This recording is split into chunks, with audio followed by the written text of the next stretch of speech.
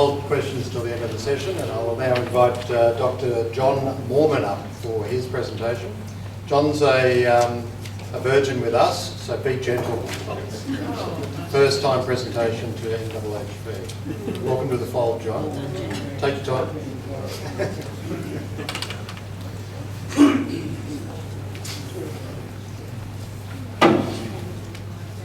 So I've been told I only have 45 minutes to talk. Yeah, that's right. So it's that. Right, started. I shouldn't go over time. If I do, you can just riot. I've only been a veteran. I've got a really weird career. I was at Veterans Affairs in the 2000s. I spent close to 20 years as an academic, and now I'm back in more or less the same position. So I've only been back since March. And this is not work related. Just a slight, very short story. About 18 months ago, I was diagnosed with a form of ADHD that has made completing book projects incredibly hard over the years. And I'm sitting here sheepishly looking at David because I had a project that was uncompleted for him. And it was like a light bulb moment, and I said to myself, I can't have 2 book projects, 17 article projects, etc., all on a run. I'll have 1 book project and 1 what I call my rabbit hole project, and that's what this is. I've been doing it for probably about 10 years, had a couple of chapters published, and I decided I'll keep pressing on with it on the side of what my main work is. And I must say I really enjoy it. My area is mostly about communication. We're going to go a little bit away from communication today, but my interest is in how did armed forces, during the Second World Wars, both wars really, but one project at a time, how did they deal with families of casualties, particularly in terms of notifying them of a casualty event and of then continuing to talk about what was happening, what had happened to their loved ones. And so today we're looking at a period of 1945-46 really, which is when, with the war's end, some new issues emerged. I have managed to forget to put my glasses on, so I'm going to mostly stick to the written script. Long introduction. I chose somewhere quite different from the Pacific, which you can see by the picture, and it relates to a letter that was written to the airborne on the 3rd of July 1945 by an Essendon man, a returned serviceman, John Carradus.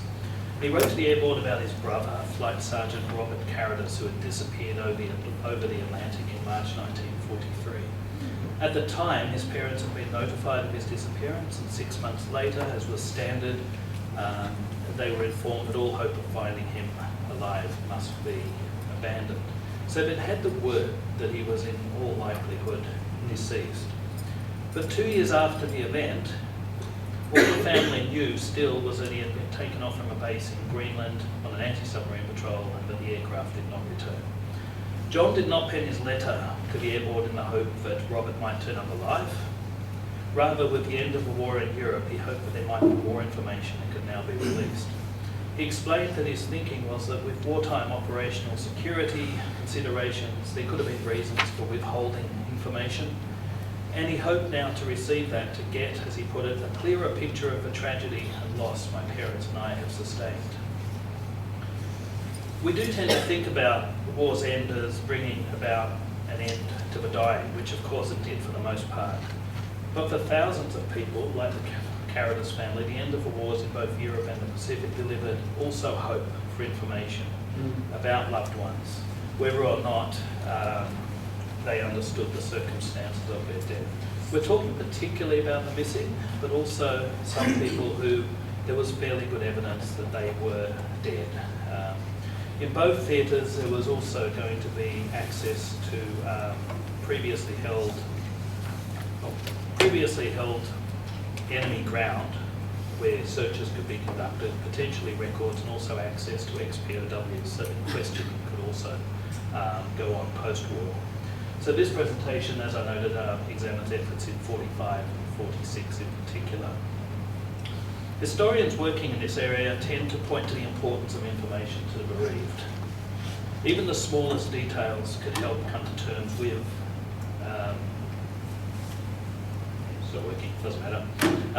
even the smallest details could help come to terms with, families come to terms with a death. Australian historian Pat Jowner, and that's her work on the left, notes that grief was often more prolonged and traumatic when death could not be confirmed or when information was scant. Questions naturally arose. You see all sorts of questions in the files, but I guess I could group them around where did they die? Or in cases where they hadn't accepted that death had occurred, where might they be? Did they suffer? Were they captured? Were they in hiding? Were they going to come back home, essentially? Writing about British families, Lucy Noakes notes that people were pressured to be stoic and show restraint after receiving casualty news. This was also certainly the case in Australia. The sense I get from Air Force casualty files, and that's the biggest set of casualty files that still survive, is that perhaps 1 in 10 families pressed for more information during the war. The lack of communication from the others, I guess there could be various reasons. They could have accepted that a death had occurred, or it could be a consequence of the political and social pressures that were applied to show that constraint. But once the war ended, that's a casualty telegram received during the war. So you can see it's very short. Basically, in this case, he's been reported missing with sympathy extended to the family. Once the war ended, the services themselves and the Red Cross, with its missing inquiry bureau, that's its short term, experienced upsurges in requests for information. During the war, next of kin were informed of a casualty event by the telegram, as you see there, and when possible, they had received follow-up communications containing more information as and when it came to hand. But it was often not enough. MC Langslow, Secretary of the Department of Air in 1945, I can't remember the month, wrote to Sir Frederick Shedden, Defence Secretary, explaining, "The next of kin are members of whom no news has been received, very naturally feel that some effort should now be made to obtain further information." Over 6 years, close to 40,000 Australians lost their lives. The number reported missing in that same 6 years isn't altogether clear because of the way that the casualty statistics have been put together, but it may have been that it was about twice that number, bearing in mind that many of those reported missing were later reported to be either alive, prisoners of war, or dead, so many of those were in that 40,000 number. The point with going missing is that people have seemingly been swallowed up, as a term I've seen in one instance in the letter, by such things as the sea, the jungle, the desert, farmlands, burning cities, wherever they were lost, essentially. This phenomenon of large numbers of service members being reported killed or missing was not new, of course. And I think it's a really important point to say that particularly the parents' generation, they had been through this before. Men who had fought in the trenches had witnessed the circumstances where people could just disappear, or they were known to be killed and their graves could disappear. Others could recall receiving the news of a loss.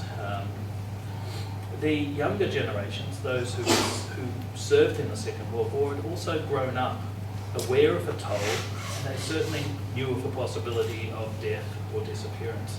I quite like a phrase a New Zealand writer used, which is that that generation did not need to be told that the angel of death had passed over the land. They heard the beating of its wings. They were very aware of the cost of war. Despite the 1914-18 experience, Australia's armed services really had no plan for communicating with families at the outbreak of war. A casualty notification system was developed almost on the fly during 1940-41. The first notifications were delivered by telegram, then for a time in 1941 by clergymen, as had been done during the First World War, and then it went back to telegrams for a number of reasons, particularly unpopularity. Most people didn't want to have a clergyman knocking on their door. Each of the services encountered families during the war wanting more information. Responding to this demand was seen as part of a social contract, that when men and women enlisted, there was an expectation, should they be killed, respect towards them would be shown, but also respect towards their parents or families, other loved ones, by having their deaths acknowledged, their graves when they exist, where they exist, and families given information about their deaths. Information was seen as the key to assisting families to come to terms with loss. Some families desperately theorised that their loved ones, even if presumed to be dead, or sometimes even reported to be dead, that their loved ones could in fact still be alive, hiding in enemy territory, suffering from a loss of memory. That was a very common one. In a POW camp, but for some reason using an assumed name, imprisoned in secret POW camps, or suffering from illness in either a hospital or a mental asylum. Having said that, if RAF casualty files are any indication, most families accepted that death had occurred if it had been presumed, or certainly if it had been confirmed. In the case of air crews, and that's the area I mostly work in, this was reinforced by regular press reports that explained quite openly that very few men reported missing were expected to ever turn up alive. As they approached the end of the war in 1944-45, when it became apparent that the war was winding down, and that it would soon, hopefully, be won, the three services began stepping up their efforts to trace the dead and missing from previous years. The Air Force had been on top of this most of the war. The Army less so. I'm a bit hazy on the Navy. I can't really fill you in on that at this stage. Prompted by the government, they made plans for liberating the prisoners of war in the Pacific, and ascertaining at that stage who was alive and who was dead, and searching for graves and remains. The Army, meanwhile, attempted to clear up a backlog of cases, sometimes years after a casualty event.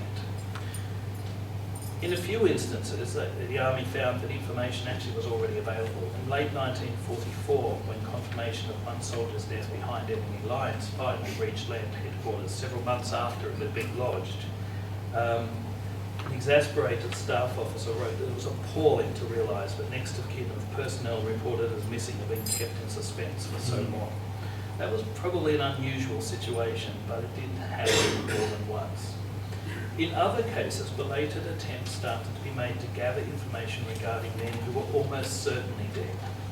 The Army went back over disappearances stretching back to at least the Papuan campaign, and they were doing this in the second half of 1944 and into 1945, long after those men had been reported missing, presumed killed. In most cases, the circumstantial evidence was compelling, and sometimes it was seemingly irrefutable, such as having seen a man succumb to his illnesses, or in at least one case, having actually buried him on the battlefield. But because the grave was later unable to be found, he was still classified as missing, presumed killed. The problem in the Pacific was the Japanese lack of communication about prisoners of war. For casualties in Europe, it had been possible to make a presumption of death 6 months after the initial casualty event. This gave time for the Germans, Italians, or occasionally the resistance to report a man's survival. Once that 6 months passed, families were asked for, have you got any other information we might draw on to presume that he is still alive? If not, then they would be presumed killed. This was not possible in the Pacific, and so in 1942 the three services agreed that death would not be presumed until the war had ended, or unless it could be confirmed by the discovery and burial of remains. This policy did not necessarily sit well with comrades and with some families. When interviewed about the disappearances of 2 men of the 2nd 7th Cavalry Regiment at Santa Nanda in December 1941, a comrade speaking about December 1944, I think it was, explained why he believed they were dead. 4 machine guns opened up on us at very close range, and to my knowledge, only 3 out of 20 got out. To him, it just seemed logical they'd been killed.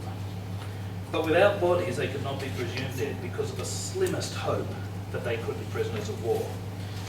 Yet at Santa Nanda, there was virtually no chance that a man captured could be still alive as prisoner of war. The former RSM of the 53rd Battalion remarked in relation to a missing officer, "My opinion is that he is dead, as any prisoners held by the Japanese at that or any subsequent time in this particular area could not have been evacuated." The renewed inquiries conducted by the Army were not about giving families hope. The Army was compiling the evidence so that when the war ended and prisoners of war were liberated, the only logical conclusion that could be reached when that person did not reappear was that he was dead. It is of course possible that former comrades had in the meantime also already told families unofficially what they knew of the circumstance of a disappearance or death. So some of those families still waiting for news may well have accepted it anyway at this stage. When the Pacific War ended, the public were informed through the media that it would take some weeks before the names of all men and women liberated from POW camps became known.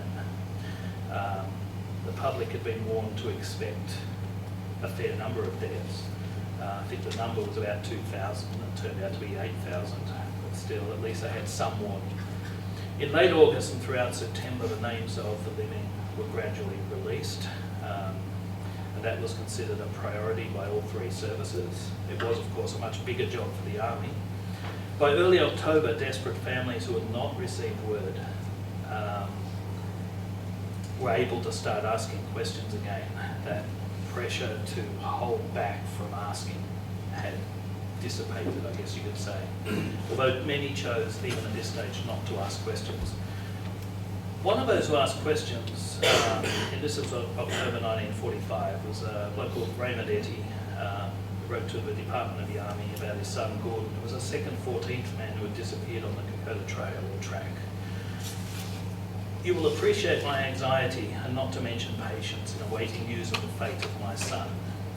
Now that hostilities have ceased, I'm wondering if any further news is available, and would be glad to have particulars. So again, it's getting to that thing of something's changed. The war's ended, maybe now you can tell me. He was informed that no information had been obtained concerning the fate of any service member reported missing in Papua, not since probably, other than through the discovery of some graves. There were some graves discovered in 44 and 45, so it's not quite correct. And it is now thought that it is most likely that any information, but it is now thought that it is most unlikely that any information will be obtained.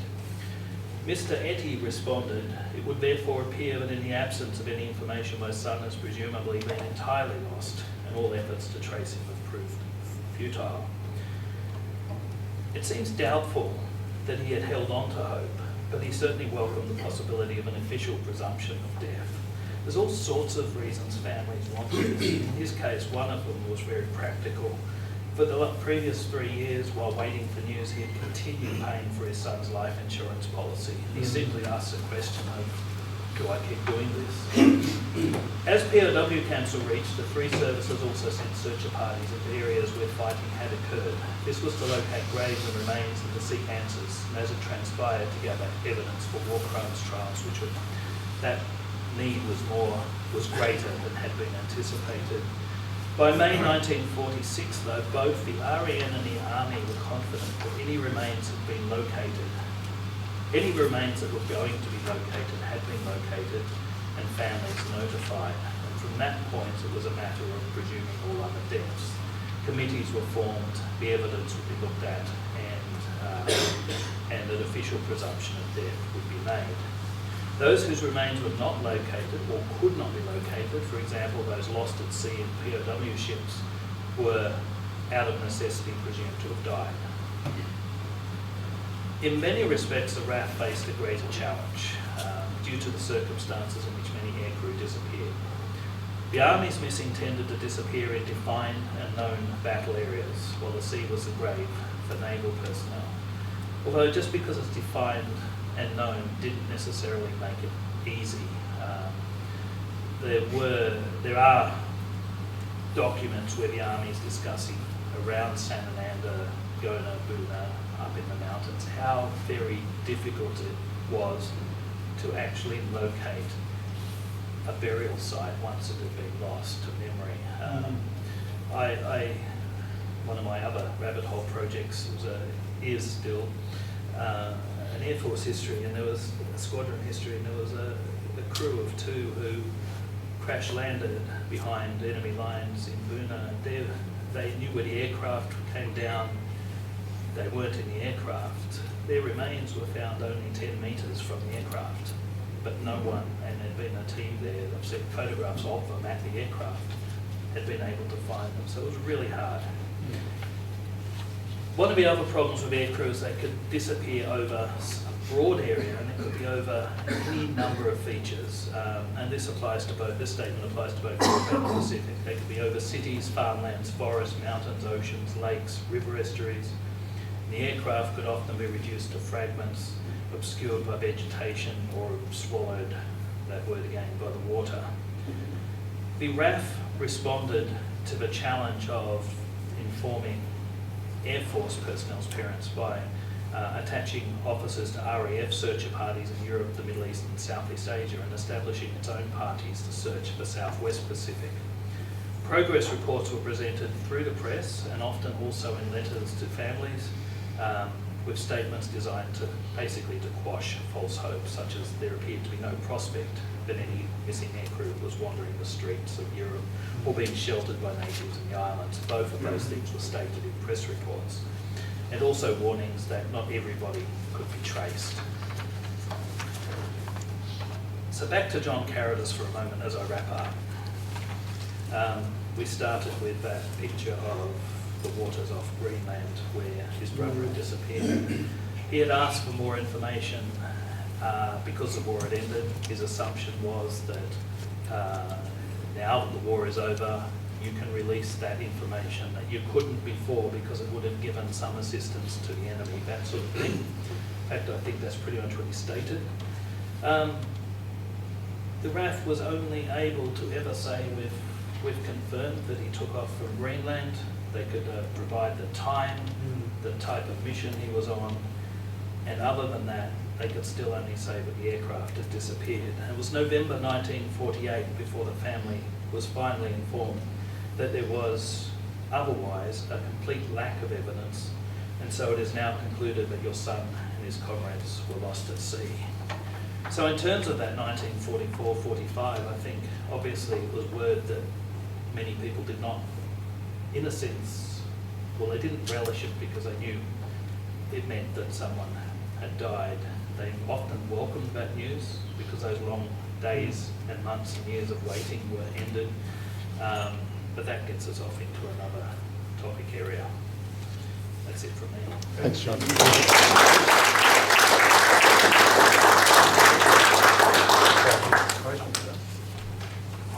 Thank you. There were a couple of great presentations, so we've got plenty of time for questions. So Jan and John, taking questions from the floor. Dion. I want to ask John, please. I've got a bit of an interest in posting up the histories of unrecovered war casualties in Australia and South Pacific. Bit of a nascent interest. Is there a sense that enough's being done to trace unrecovered war casualties at this stage by Air Force or by military generally? Gosh, that goes beyond. Use the microphone, please. So just hold it is.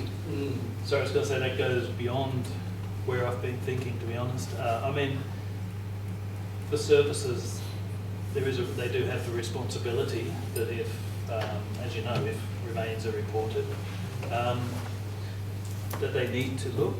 It's a very different situation to say what the UK has with when it comes to missing aircrew. Certainly, the RAF plays no role. So at least with the Australian Defence Force, they still maintain that role. As to whether enough has been done, I guess that's really not for me to say. Not your area. No. Wait, hold it, Bill, hold it. I know you're a guest speaker, but yeah. One for Jan. How does the campaign you described compare to other Australian campaigns in terms of those rates of malaria and other diseases? Well, apart from Kokoda, sorry, Mike, short Mike, the short people. Right. Well, apart from the Kokoda campaign, I haven't finished the research yet, but they seem to be on par with as bad as they were in Kokoda, just in that short period of the epidemic, or few months of the epidemic. The interesting thing was that before, there was like almost two waves, and in December 44, the Americans and the Australian deputy, I think it was, one of the deputy assistant medical service guys, warned that anything that was being suppressed at that time was basically an artificial suppression, and that even with this Adabrine that people put so much faith in, that the conditions were just so, it was just endemic. And so they expected casualty rates to be similar to what they had previously anywhere in Papua New Guinea. But it was actually in response to the high malaria rates in the Huron campaign, and I've forgotten which other one it was, but a similar period that we really accelerated that research into Adabrine. So the numbers are consistently high whenever, and actually Bougainville was interesting because they sent a couple of guys from, I say they sent, the army asked a couple of the entomologists to go to Bougainville at the heart of this epidemic because they weren't getting the numbers quite as high, and what had happened was they put them on 2 tablets. They'd gone against the advice and they put the guys on 2 tablets for a prolonged period. I don't know how official that was, but they did come back and report that and said that seemed to have made the difference because especially the ones who are going out on patrol or in the coastal areas were just falling victim to it at the front and centre. So, Phil, short question. For every 1,000 feet you rise above sea level, you drop 3.5 degrees Fahrenheit. I'll take your word for that. Yeah, what's the nominated, or what was the nominated altitude when Adabrine wasn't issued? No idea. I've never seen that mentioned, but I'm just thinking back to the Kokoda campaign, even with the quinine usage. There were big decisions made in the last section of the campaign there from around Saputo, Sanananda, the beachhead sort of section, where they sort of started with the quinine, saying the altitude would actually help, you won't have to worry about the outbreak, it'll be fine, but it wasn't. And honestly, I don't know. I just know that the coastal areas, they particularly were worried about. The Torricelli Mountains, the inland part, I'm not sure what the rates were there. I haven't looked at that yet. But I know the altitude factored into, and there was argument about whether, in the Kokoda campaign, for example, whether it was just a means to try and save the quinine supplies. And there was disputes over whether we still had plenty in reserve or whether we needed to save them. So, yeah, I can't answer the question about the altitude. Daryl. John, we know at the end of World War I that the Red Cross and Vera Deakin set up a huge operation in Victoria Barracks, was to try and trace missing personnel. Was a similar structure put into place at the end of World War II? Yeah, it was put in place close to the start of the war.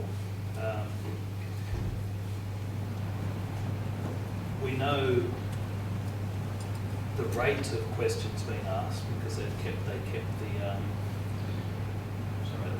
they kept the index cards. So for every person who made an inquiry, there's a mark on the index card. Unfortunately, they discarded all of the actual inquiries, so we don't know what was being asked. But it certainly played a part, and oftentimes you will see the correspondence that's come. You can see it. You can see correspondence going 3 ways to the military. One was straight from the person writing. Another was through the Red Cross. The third way was actually often through a solicitor.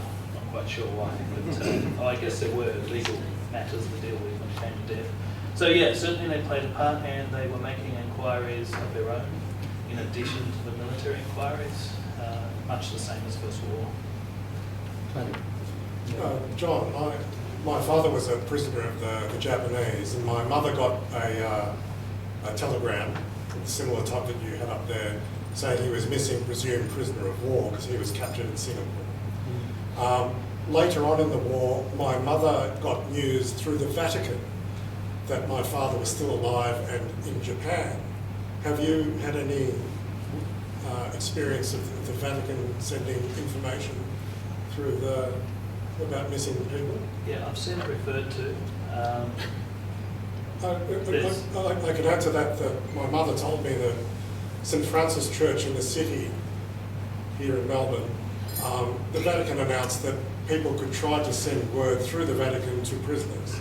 And there was a massive queue around the block of families of prisoners of war. So it might be something worth having a look at. I imagine it would be. Yeah, I have seen it referred to along with radio broadcasts. So, but I understand that the percentage of names that became known was Yes, very low.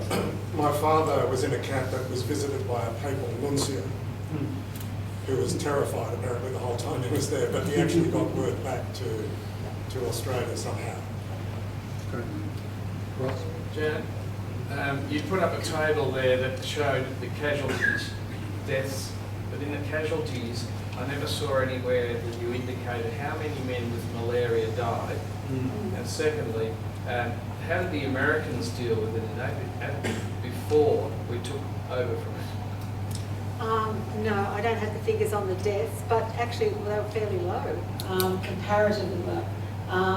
Even though generally the Vivax malaria, which was the less serious, we called it benign tertian then, but that was the more widespread. I'm just thinking my two great uncles who were in the field ambulance, they both suffered the malignant type, and they had recurrences of that, but they survived. So I don't have the figures, but I know that it knocked them around greatly, but often the treatment, they would somehow work their way through it and they would survive. But undoubtedly men did die from that. What was the other part of the question? So the Americans, how did the Americans deal with the same problem when we took over? Yeah. Well, when we took over, they were moving out, but in that period up to we took over, they were warning about the endemic nature of it. They were fearful of it happening. They had doubt of it happening as well. They thought any lull in it was purely due to luck, to weather conditions, but a big factor was they weren't hunting the Japanese as aggressively as we were. So they weren't as engaged in the patrolling, they weren't as involved in the actual fighting, and it was more of like a holding sort of thing, but they were definitely aware of it. But I haven't read that they had a big epidemic. They talk about rises, they talk about a rise in the numbers, I haven't studied the figures, so they were aware of it, that's for sure. Yeah. A question for Jan, and then I wonder if I might make a small observation about the question I asked a moment ago. The question is, you mentioned the preventative measures that were being taken to try and eradicate and control malaria in New Guinea. I'm wondering, how much does the war itself contribute to causing it if you've got mass migrations of tens of thousands of soldiers in an area that's otherwise sparsely populated and not used to that sort of movement of people? It was very widespread amongst the Papua New Guinean people. And we had a thought that if we could just keep our guys away from the villages, then we might avoid it as well. But that wasn't a practical answer. So the numbers were just rife in the local population. That was a factor, obviously, bringing the population in. There was also the idea that the Japanese were the cause of it. Now, in a roundabout way, where they're coming from is they were saying that they'd been there and dug in for so long in that coastal area that they had high numbers. We knew they had high numbers of it. And so we sort of blamed them in some circumstances. Then what came about was after the war, there was research done and they said if you wanted to talk about the Japanese being the cause of it, you'd have to prove that it was an inherited strain of the disease. It got into this whole X factor idea, sort of centred around that. So I guess much the same as the Kokoda campaign. Once you had this mass group of people and you've got all the mosquitoes being infected and carrying it, and the impracticality of a lot of those measures, like the netting and that. Also, though, the malaria unit up there was very good. At this stage, but probably a bit later too, after around this epidemic time, with the DDT, with chemical spraying, with oil on the craters, and we're draining the craters to try and keep the numbers down. So they did their best, but it was just fighting a losing battle in many ways. Yeah. John, did you have a question? No. We've got a minute. No? Yep. No? Yep. No? Okay, that's it. Thank you. Thanks,